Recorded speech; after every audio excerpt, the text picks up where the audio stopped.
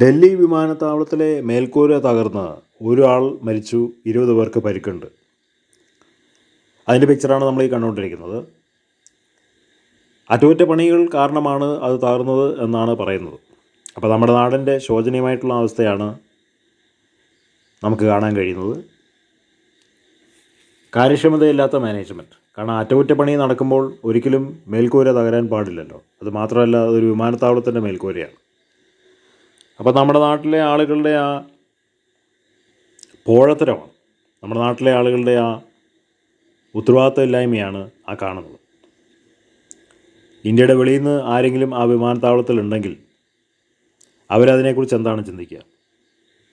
കഴിഞ്ഞ കുറച്ച് നാളുകളായി വടക്കേ ഇന്ത്യയിൽ കുറേ ഇൻഫ്രാസ്ട്രക്ചർ പൊളിഞ്ഞുകൊണ്ടിരിക്കുന്നുണ്ട്. പാലങ്ങൾ, കെട്ടിടങ്ങളൊക്കെ ഇതെല്ലാം പണിഞ്ഞിട്ട് പൊളിയാണ്.